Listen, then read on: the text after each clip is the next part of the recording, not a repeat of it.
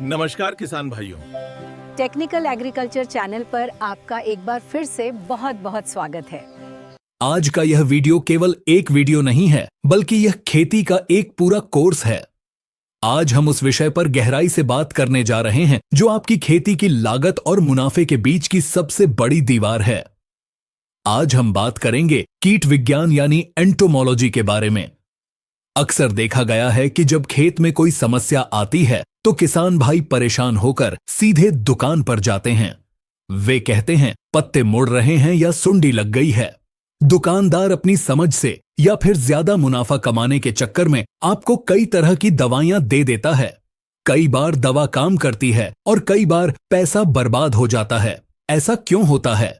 ऐसा इसलिए होता है क्योंकि हम उस कीड़े की असलियत को, उसके स्वभाव को और उसके कमजोर पक्ष को नहीं जानते। आज इस विस्तृत चर्चा में हम कीटों के जन्म से लेकर उनकी मृत्यु तक का पूरा विज्ञान समझेंगे। हम जानेंगे कि कौन सा कीड़ा किस समय हमला करता है, रस चूसने वाले कीड़ों और चबाने वाले कीड़ों की पहचान कैसे अलग होती है, मित्र कीटों को कैसे बचाया जाए और सबसे महत्वपूर्ण दवाओं के टेक्निकल नाम और उनके काम करने के तरीके क्या हैं।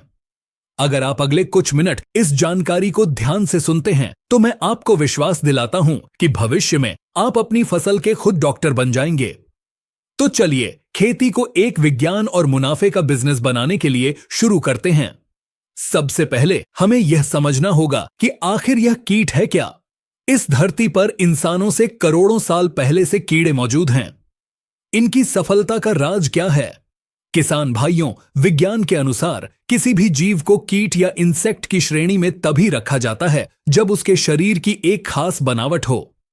अगर आप खेत में किसी भी कीड़े को पकड़कर ध्यान से देखेंगे तो आपको उसके शरीर के 3 साफ हिस्से दिखाई देंगे।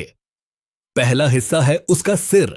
यहां उसकी जटिल आंखें होती हैं और सबसे जरूरी उसके 2 एंटीना होते हैं। ये एंटीना ही उसका रडार हैं। इन्हीं से वह भोजन सूंघता है और अपने साथी को ढूंढता है। दूसरा हिस्सा है वक्ष।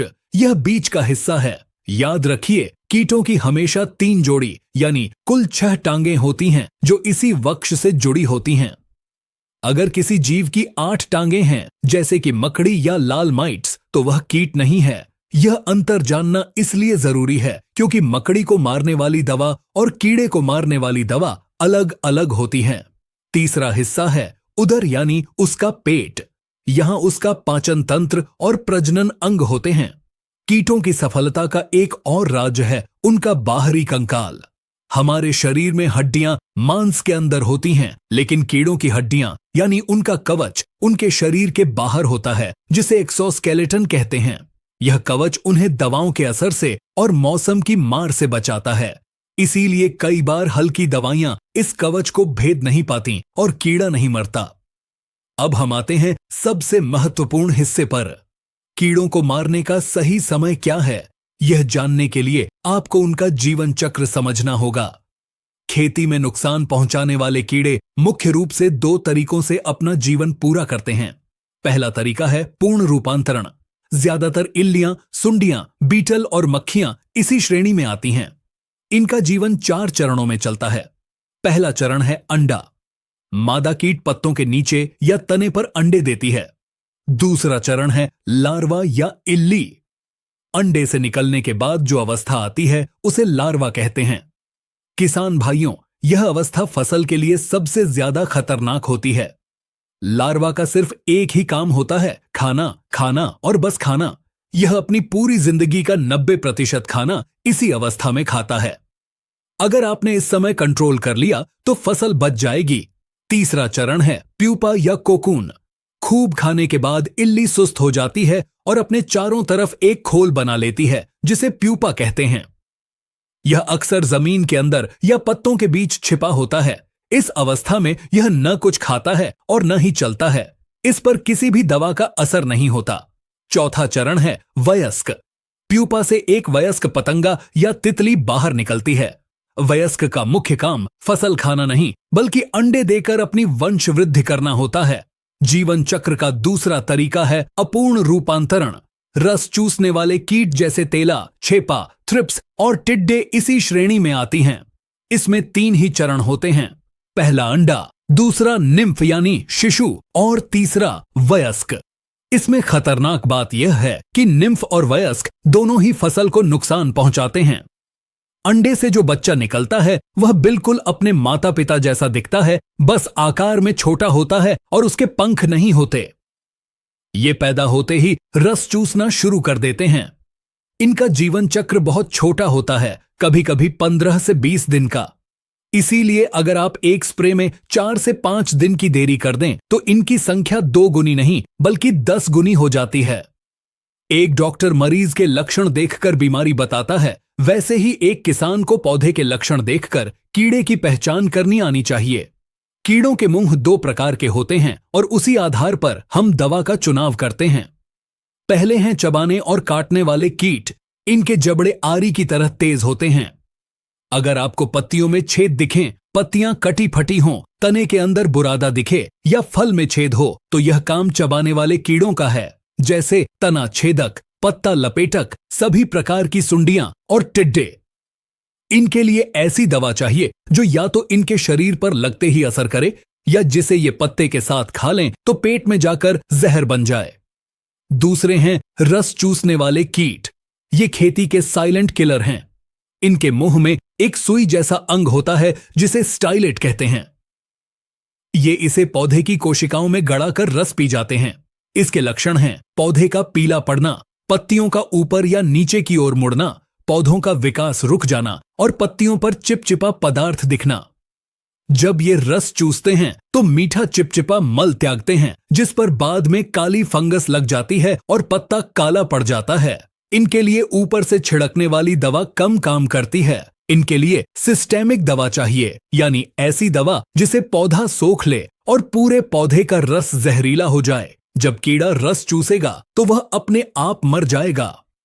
अब हम कुछ प्रमुख फसलों और उनके विशिष्ट कीटों के बारे में विस्तार से चर्चा करेंगे ताकि आप अपने खेत में खड़े होकर पहचान सकें। सबसे पहले धान और गेहूं के कीट। तना छेदक। यह धान और गेहूं का बड़ा दुश्मन है। इसकी सुंडी तने के अंदर घुस जाती है। लक्षण यह है कि पौधे की बीच वाली पत्ती या गोप सूख जाती है जिसे हम डेड हार्ट कहते हैं। जब बालियां आती हैं तो वे सफेद पड़ जाती हैं और उनमें दाना नहीं भरता। दूसरा है काला तेला या BPH। यह धान का सबसे भयंकर कीट है। यह तने के निचले हिस्से में पानी की सतह के पास रहता है और रस चूसता है। इसका हमला इतना तेज होता है कि पूरा खेत गोल घेरों में जलने लगता है, जिसे हॉपर बर्न कहते हैं। अब बात करते हैं कपास और सब्जियों के कीटों की। गुलाबी सुंडी कपास किसानों के लिए यह काल है। इसकी पतली मादा फूल के अंदर अंडे देती है। जब फूल बंद होकर रोसेट बन जाता है तो सुंडी अंदर ही अंदर टिंडे को खा जाती है। बाहर से टिंडा स्वस्थ दिखता है लेकिन अंदर से खराब होता है। सफेद मक्खी यह कपास, मिर्च, टमाटर और बैंगन में बहुत आती है। यह सिर्फ रस नहीं चूसती बल्कि यह लीफ कर्ल वायरस और मोज़ेक वायरस को एक पौधे से दूसरे पौधे में फैलाती है। अगर खेत में एक भी पौधा वायरस वाला है तो सफेद मक्खी उसे पूरे खेत में फैला देगी। दलहन यानी चना और अरहर के कीट। फली छेदक या हेलियोथिस। यह एक बहुभक्षी कीट है। यह चने की फली में आधा अंदर और आधा बाहर रहकर दाने को खाता है। यह टमाटर और कपास में भी लगता है। इसकी खासियत यह है कि यह रंग बदल सकता है। यह हरा, भूरा या पीला हो सकता है जिससे इसे पहचानना मुश्किल होता है। अब कुछ विशेष कीट जैसे थ्रिप्स और माइट्स। थ्रिप्स मिर्च और प्याज का सबसे बड़ा दुश्मन है। यह बहुत छोटा होता है। यह पत्तियों को खुरचकर रस निकालता है। पहचान यह है कि पत्तियां ऊपर की ओर मुड़कर नाव जैसी बन जाती हैं। माइट्स यानी मकड़ी। जब पत्तियां नीचे की ओर मुड़े और उल्टी नाव जैसी हो जाएं, तो समझें कि मकड़ी का हमला है। लाल मकड़ी और पीली मकड़ी सबसे आम हैं। किसान भाइयों, अब हम समाधान की ओर बढ़ते हैं। टेक्निकल एग्रीकल्चर का मतलब है कम खर्च में ज्यादा असर, और यह तभी होगा जब हम एकीकृत कीट प्रबंधन यानी IPAM अपनाएंगे। IPAM का मतलब है कि हथौड़ा उठाने से पहले सुई से काम चलाने की कोशिश करना। इसके 4 चरण हैं। पहला चरण है शस्य क्रियाएं।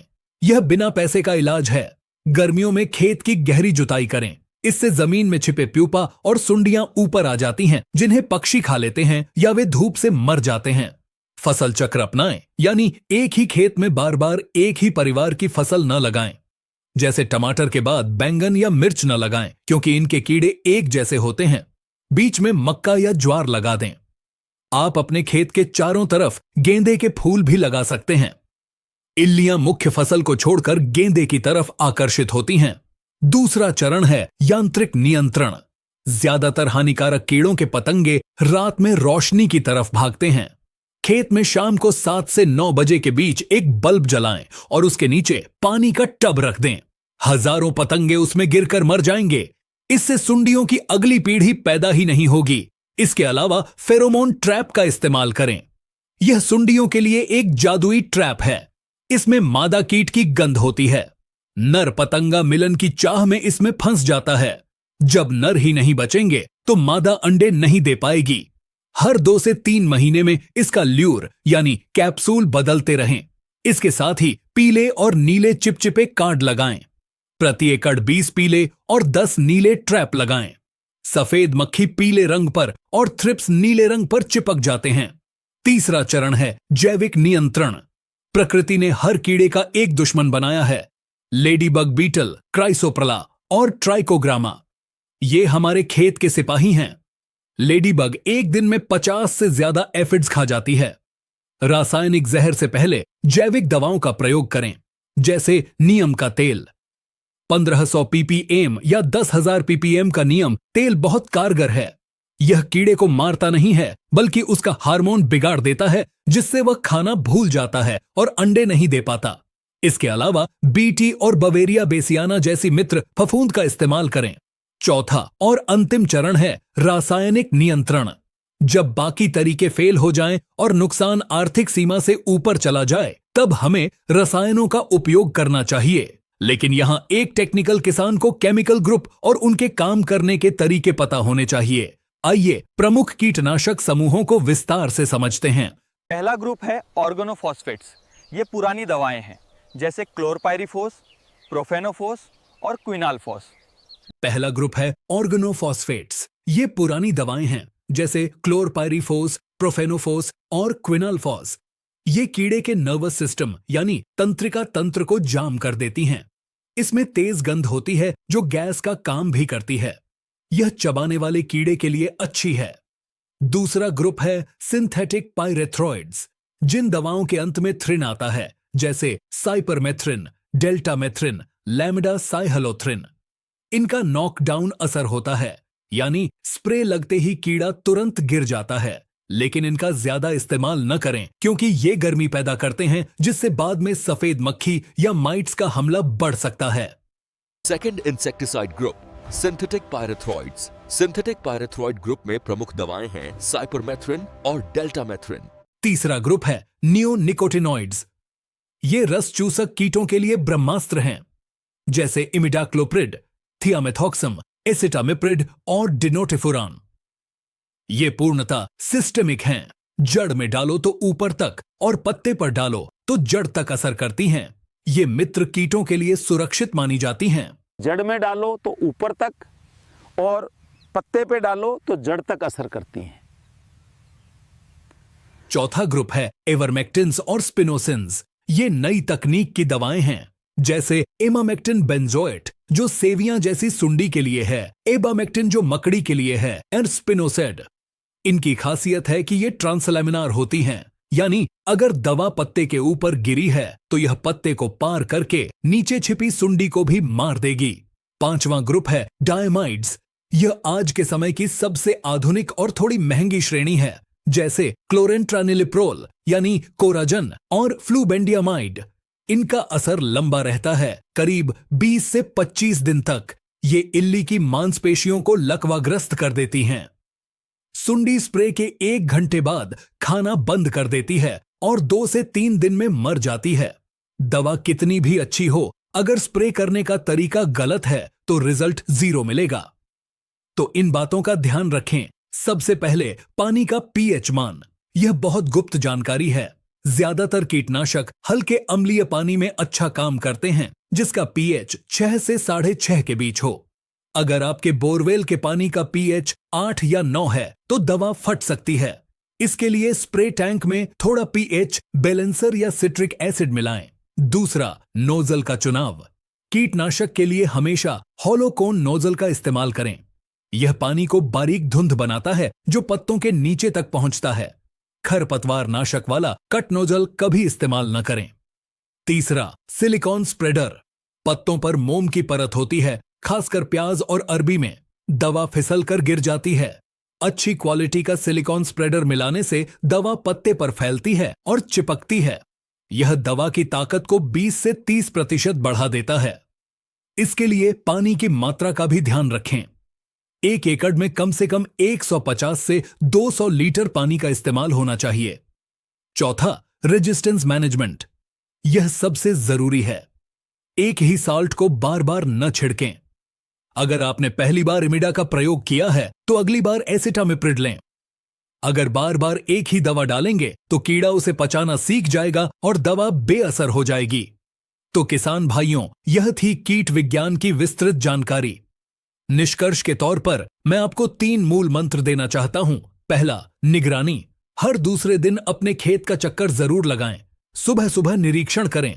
दूसरा, सही पहचान। दवा खरीदने से पहले पक्का करें कि कीड़ा रस चूसने वाला है या काटने वाला। तीसरा, सही समय। जब कीड़ा छोटा हो तभी वार करें। खेती कोई जुआ नहीं है, यह शुद्ध विज्ञान है। खेती कोई जुआ नहीं है, यह शुद्ध विज्ञान है। दवाई हमेशा कृषि विशेषज्ञ की सलाह से लें। अंदाजे से खेती करना नुकसानदेह है। छिड़काव के समय मास्क और दस्ताने जरूरी हैं। आपकी जान सबसे कीमती है।